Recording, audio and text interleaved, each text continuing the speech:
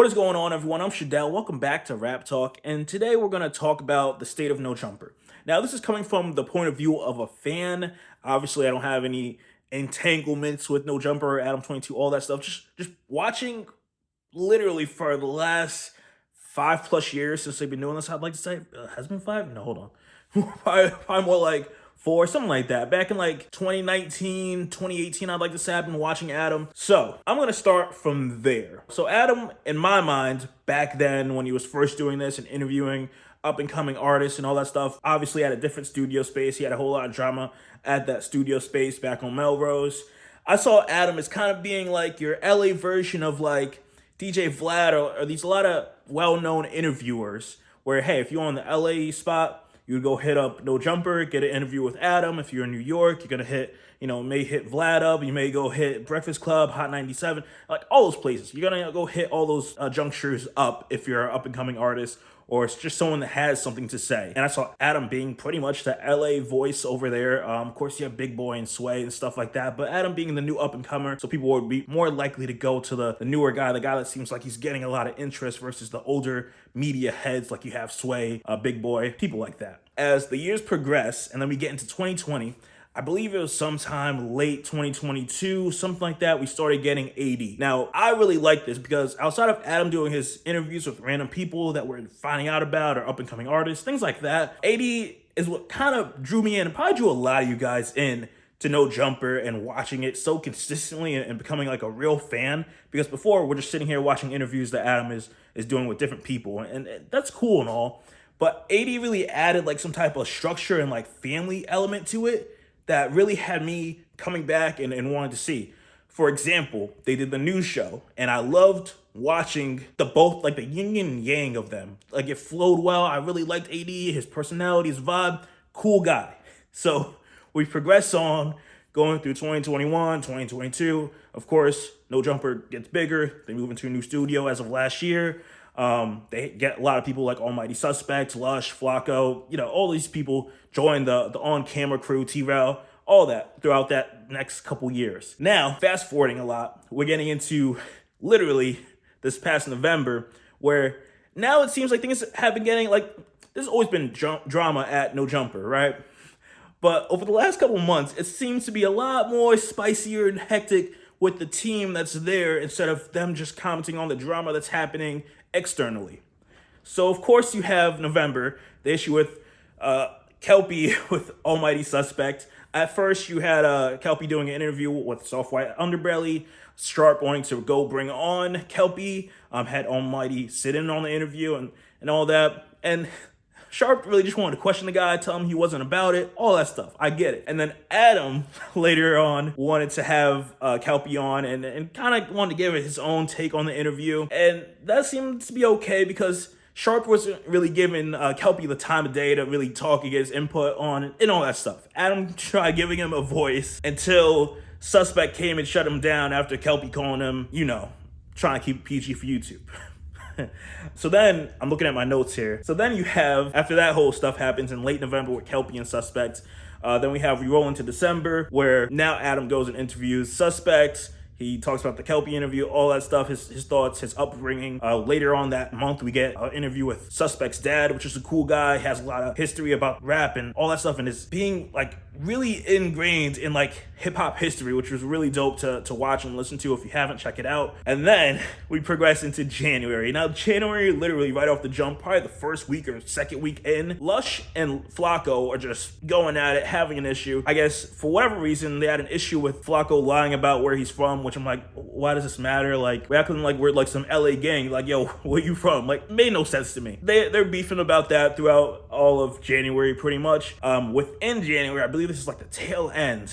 Of course, Adam exposes that allegedly House Phone was with a trans person doing a podcast, and he tries to clean it up by having his team go and edit the podcast up, chop it up, take out House Phone so no one knows.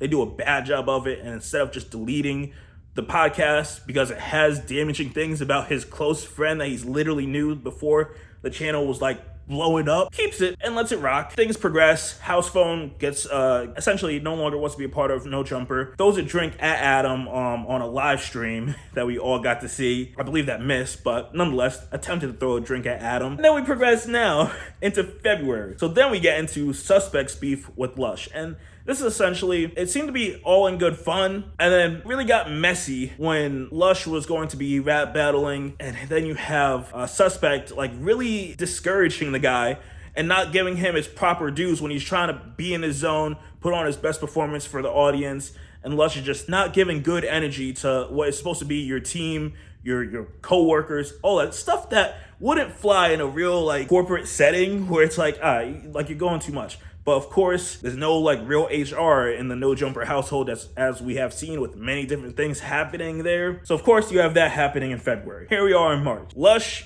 gets kicked off of No Jumper live, literally happened a few days ago, maybe a week ago at this point. That's your rundown of what's happening and what has happened in No Jumper. What seems to be happening, and we just had the Tuesday episode come out where he had Bootleg Kev and some other guy that's a comedian, I don't know his name, kind of replace AD and Lush, essentially the secondhand versions of these guys. I feel like Adam is a little bit like Joe Budden, and I'm not sure if I've ever said that before on this channel. Adam gives me Joe Budden vibes so much, where he doesn't take accountability for things. He kind of paints his whole narrative for you to feel for him or not feel for him, all that stuff. And a lot of stuff that he's sitting here saying on the Tuesday show, I really feel like he had an issue with. He had an issue with AD having his own community, literally, and then you have T-Rell doing Back on Fig, having their own like cliques separate from No Jumper, reacting on the videos and getting more views than what No Jumper is getting. He has an issue with that. And here he is sitting here saying like, okay, he's not doing it with the other people. He's not doing that with Almighty. Everyone else that's coming in and signing contracts, they're not getting that ability to be able to grow so fast on the backs of No Jumper. Adam likes to say like he's so open to people growing and you know, making someone famous and all that stuff.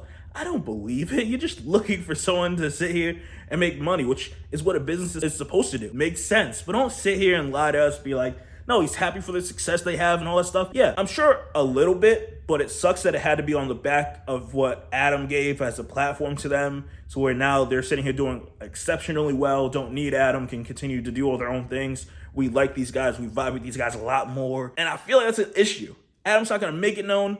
And I really feel like that Richard Spencer issue that AD had, even though he's not saying it, he didn't mention it on the Tuesday show that I believe. I really think that isn't also an issue why he didn't want AD on the Tuesday podcast. I don't know what the next thing of No Jumper will be. If Duno, AD, T-Rell, if these guys plan on just up and leaving, continue doing their own thing, I'll be still watching and supporting these guys, of course. No Jumper is currently at like a turning point. Adam, what are you gonna do? Like, it just seems to be all over the place. And the fact that he mentioned how in the early days of No Jumper, he was like $1 million in debt, and he didn't really see the future of No Jumper until AD came on, and AD really made it really popping and showed like, okay, I see where we can go with this. I see the fans liking this person, all that stuff. And to see this guy sit here and kick AD off the Tuesday show and have these beefs and issues, and seeing the issue and how I feel like AD is not being treated right. If you go to the community episode he did, I believe earlier this month, like Monday night, I believe, after the whole Lush stuff, it just seems like things aren't working out. Things are going to be splitting, and I'm not sure if we're seeing either the end of No Jumper